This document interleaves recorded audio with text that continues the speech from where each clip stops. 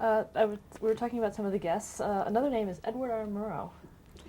He appeared as a guest on Meet the Press when he was appointed head of Voice of America, and he was one of the guests that Lawrence Spivak would not let smoke. And I guess he was a chain smoker because it really seemed to bother him.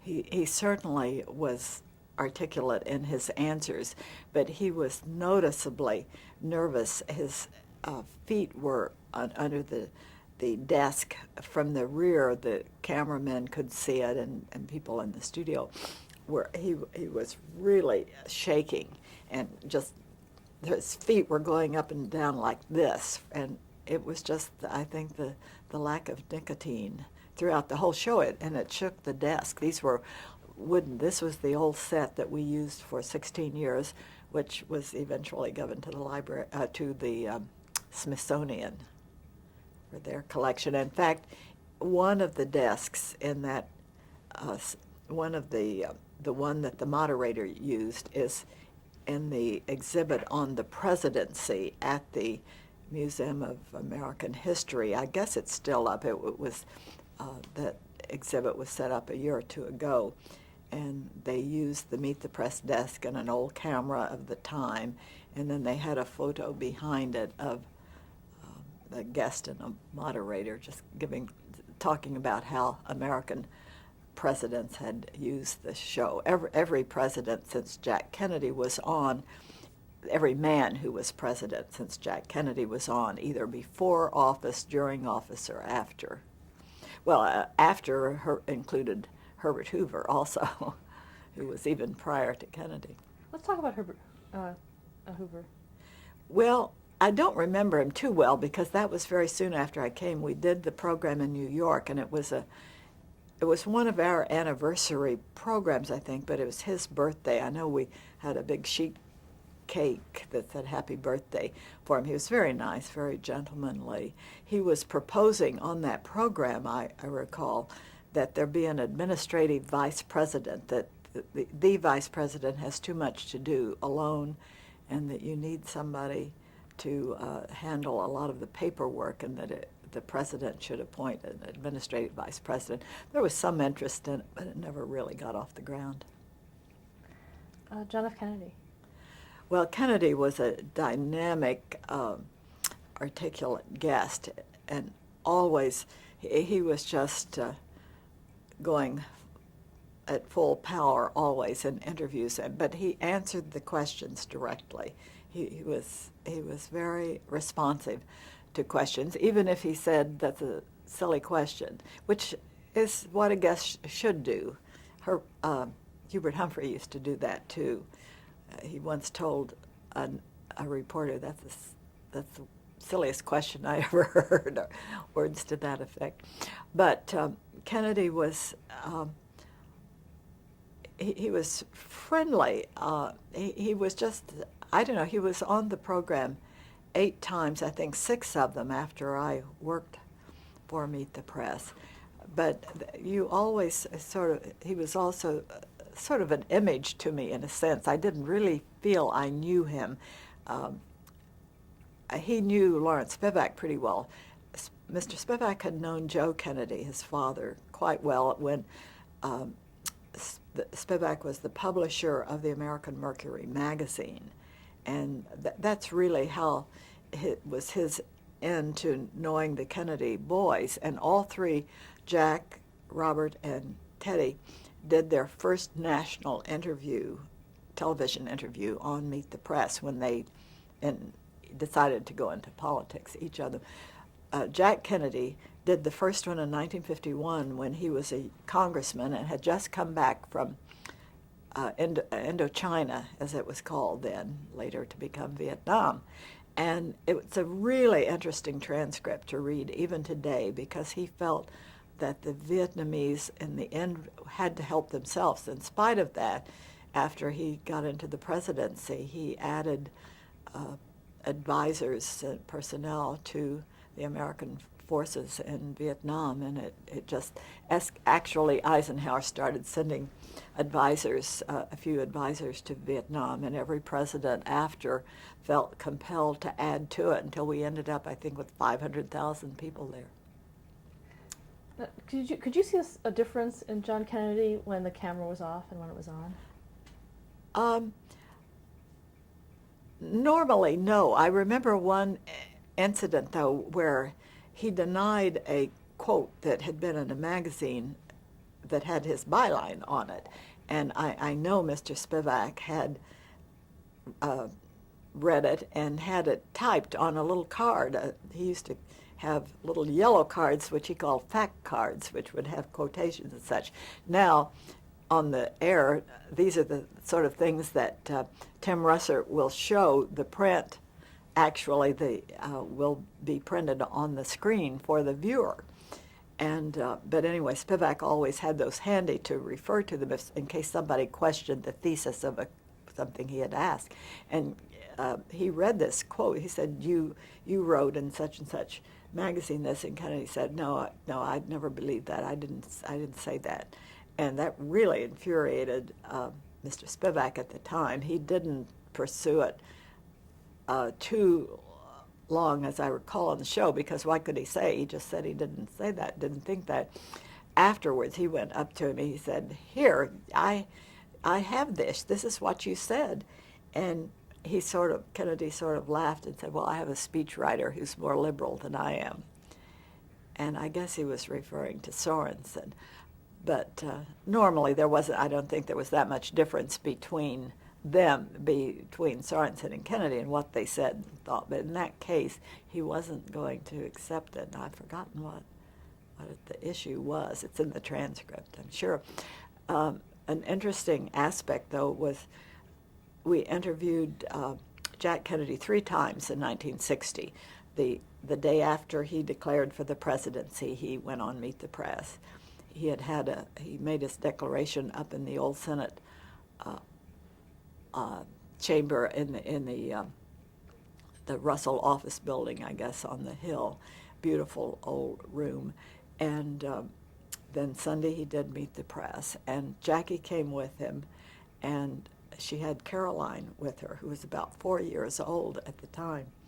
And I can see this so well, as they came through the front doors out at NBC, Lawrence Spivak was standing there to welcome them, and I was out there too. And his first words were, "Jackie, you can't bring that child into the studio," which was Mr. Spivak. Everybody who knew him was used to it. And she said, "Oh, Larry, I know, but we'll just sit off someplace to the side." And so she ended up sitting in a control room that wasn't being used, where she could see the program. It was on, I guess she could only see it on video. It wasn't there wasn't a window into the studio. But before air, Mr. Spivak, I guess, felt a little bit ashamed, and he said, "Well, come on in the studio, beforehand," and he let her bring Caroline in. But it's a big studio, as you've seen out at NBC, and at one end of it there was a grand piano that was used by some show. It was away from our set, but so she sat down at the piano bench with Caroline, and they just sat there beforehand. She didn't go up where usually there are a few chairs that a few people sit in a sort of unofficial audience, and she didn't go up there at all. She just sat back at the piano bench with Caroline. And during the show, then she went into this extra control room and held her on her lap, and I was really sort of embarrassed, and I wasn't that critical to the operation in the control room when the show was on the air. And a couple of times during commercials, I got up and went in to see if she was okay, and she was sort of holding on to Caroline to keep her from pulling the switches on the control panels. But they had known each other for a long time. The Spivaks had known. In fact, they were invited to their wedding. I think for some reason they couldn't go, but I believe they were invited. And then Jackie also came to a program that we did in the fall of that year, I didn't see her in Los Angeles, but then during the campaign in the fall, I believe it was, she came to one in Milwaukee, and it wasn't really, he wasn't on Meet the Press. He was on one of the other networks, but for some reason we were doing a Meet the Press program with, I think, maybe Hubert Humphrey in the same building. Both shows were originating, and I remember her coming in and being, so she was pregnant at the time, and she just sort of was ignored by by his aides. They were all clustered around him. They weren't paying much attention to her. Later, I was really interested. The moment the victory was announced, she was just the center of attention by everybody in his administration, you know. But they really, I think, were sort of shunted her aside for a while. I guess they didn't know whether being pregnant and campaigning was a good idea or not. She didn't like campaigning too much, I don't think, but she did do some of it. But I can remember before those shows were done that day, people were waiting around, and Scotty Reston, who was on our program, went over and sat by her because no one was talking with her much, and he sat and he knew her from Washington social life, and he sat with her. Talk about the assassination of JFK. Oh, that I remember as the most dreadful period of my experiences in Washington. It was personal in the sense of it was my president. It had not in the sense of knowing him that well, but I just felt such a terrible, terrible tragedy for the country, and we didn't know who had done it or what it signified, and it was just shell shock, really. It seemed to me the whole city was. Also, the thing that he did that was very noticeable was entice an awfully lot of bright young people to come work for the government. And I've always felt that you need a good government. It doesn't need to be maybe constantly enlarging, but as the population grows, maybe it does. But in any event, so many really bright young people came to Washington in that administration, and it was a very exciting, happy time, basically. And of course, there was a lot in the papers about them, and it was just so shocking. It happened about noon on a Friday, as you probably may recall. But we were getting ready to send Ned Brooks to Paris to be a moderator of some show we were doing there, and I don't even remember what it was. And he had left. He was en route to Boston, where he was going to catch an international flight. And Spivak was in New York. I was alone in the Washington office, and I just, I couldn't imagine what was going to happen. And at some point, we got a message from NBC that all programming would be canceled for the next 3 days. So that did away with our whole show, and I was spending a great deal of time that afternoon trying to catch Ned at the airport in Boston, which I finally did just before he got on a plane to stop him from going. But then it was just, the whole city was, I went to the grocery store that night, and I can remember people crying and just walking around. When the show came back on the air the next week, how was that handled? I really don't remember whom we did the next week, but there had been so much. I don't think there was that much to say directly. I think we went on probably with something that had to do with the new administration. I just don't remember who the guest was the next week. I should look that up. I should remember. But there were over 2,000 programs when I was there. Let's talk about Lyndon Johnson. Oh, he was fascinating as a character and bigger than life in every way, I think.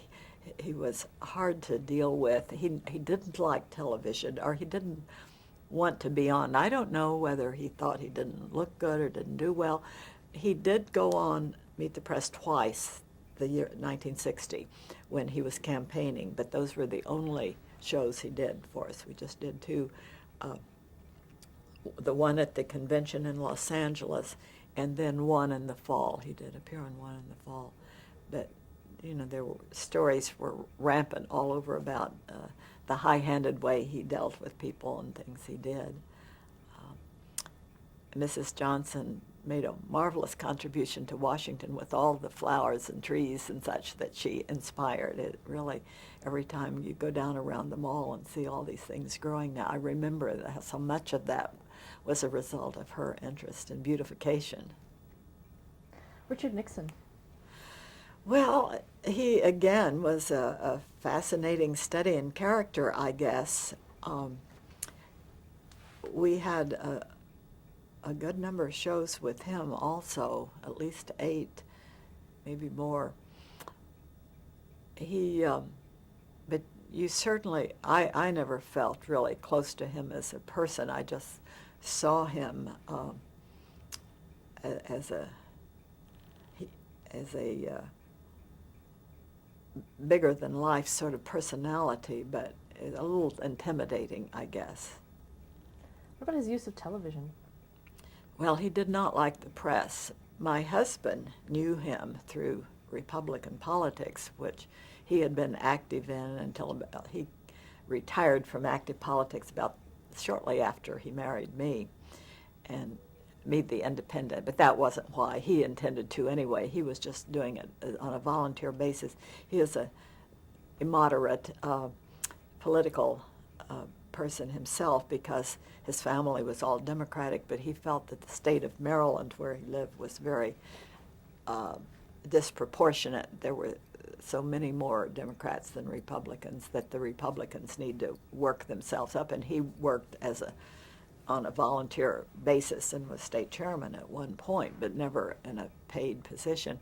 And anyway, he quit, but he knew Nixon, and he said that when he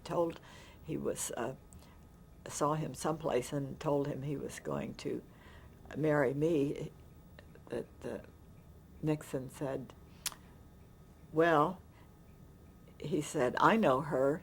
She's a nice person, but she's press.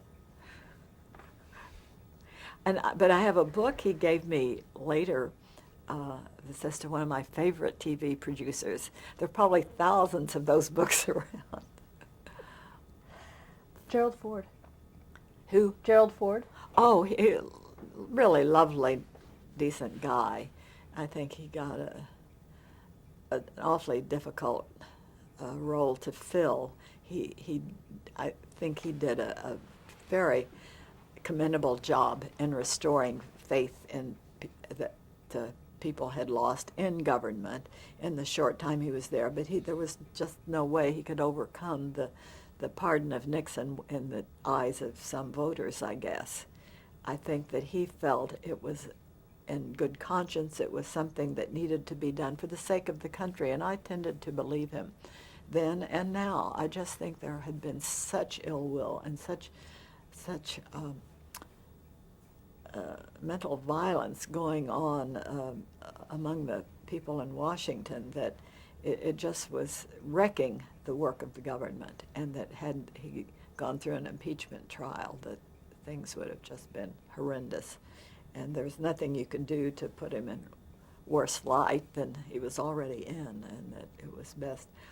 We interviewed him then in 1988 when he was long past that stage, and it was a really interesting interview, but I think he was really still angry with the press then, as he didn't want to go out the front door because there were a lot of press people waiting out there, and I walked with him and a press aide down through a basement exit where they had the car come around to pick him up, and I do believe I heard him saying to the press aide, well, we really showed those sons of whatever.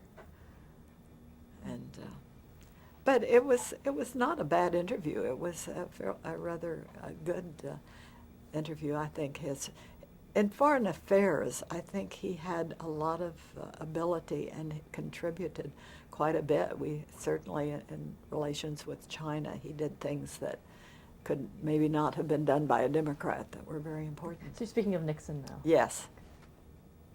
Mm-hmm. Jimmy Carter. Very friendly, very pleasant. I just, as some other people, think he's been a great ex-president, and that as president, he wasn't quite prepared for it. He was a good governor, but I think he tried to hold everything in his hands too much, and he wanted only these aides that had been around him in Georgia.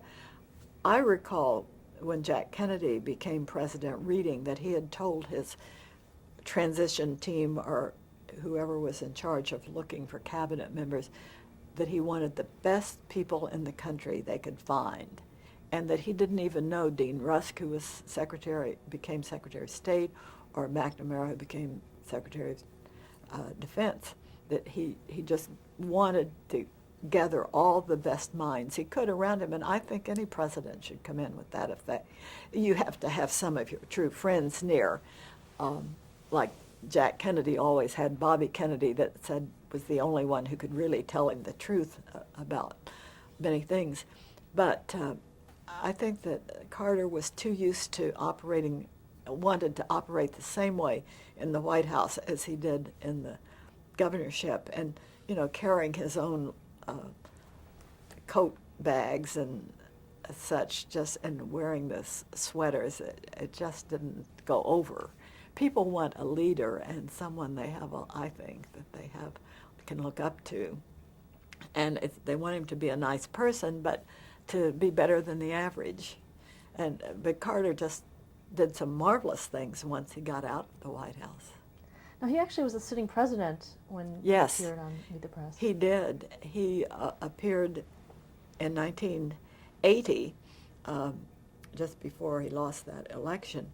But he, let's see, we did it in January, I guess, right before the Iowa caucus, I think it was. But I remember I had put the invitation in several weeks earlier, thinking, because he had been turning down invitations for months. We'd been trying to get him to do something, and everybody else had too.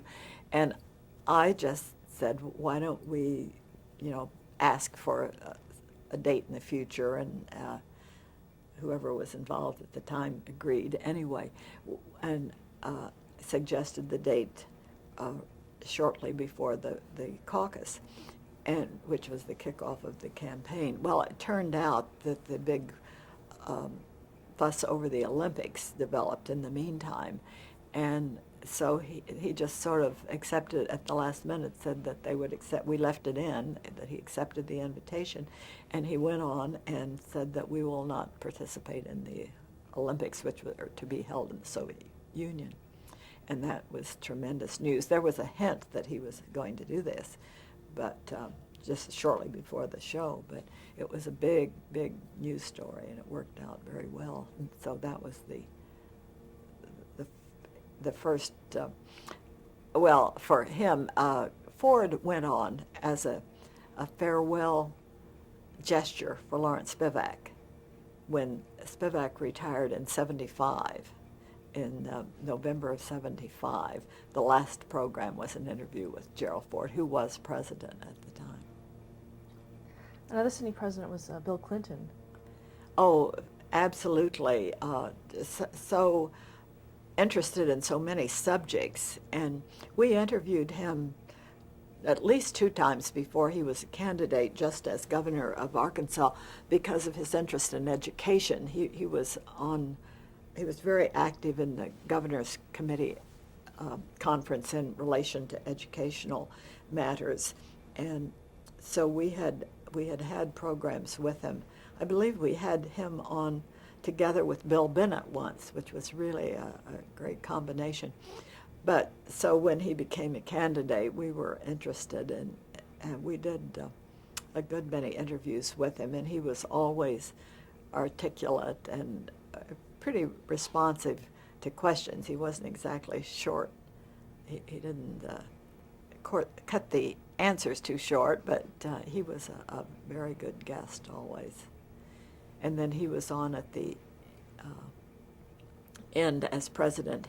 Well, we did 2 shows with him as president, one in the White House, and then another one, the last one in his presidency. He came out to the studio. That was shortly before I retired. He came out and did it in the studio. Martin Luther King. He was just an overwhelming presence. I always felt that he affected everyone in the studio, the crew, everybody. It was just a sort of a calming effect and a bit awe-inspiring. He was very, very nice. I guess you felt he was a minister somehow because he seemed like it.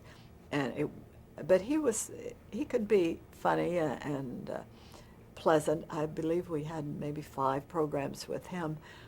One of them, though, was a big multiple expanded hour where we had 5 or 6 civil rights leaders, but he was in Chicago.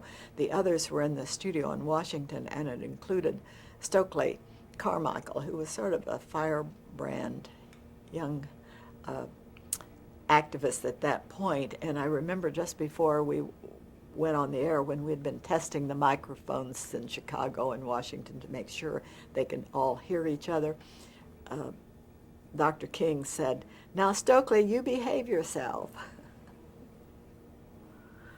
But he was, of course, his assassination was a great shock we were in Boston at the time it happened, and we were up there for some reason, to interview a British cabinet officer who had been in the news. It was somebody of interest, but we were going to have to tape it anyway. And on Saturday, I believe, and I think Dr. King was assassinated on a Friday too, wasn't he? And anyway, we heard about it very shortly after getting to Boston and debated what to do, and started to find a new show, but we decided to go ahead and tape the British interview and hold it for later, which I guess we did. And then, in the meantime, we got the Attorney General, who was Ramsey Clark, to do a live interview. And so we came back to Washington that Saturday night after taping the British show.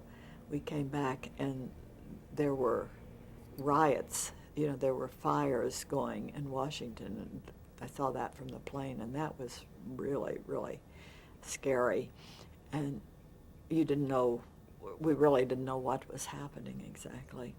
And I remember, to get home from the airport, I was to take a taxi, and it took me ages to finally get in one with 4 other people. There were 5 of us, and it was just hours before I got home. I had been trying to call my apartment, because I was in a bigger apartment with another childhood friend who was working in Washington, and I couldn't get an answer, so I had no idea where she was. And there were not cell phones then. You couldn't track people easily.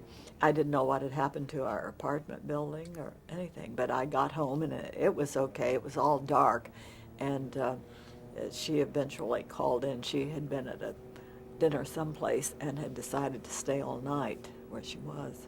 Stop there to change the tape. How's the... What? It's like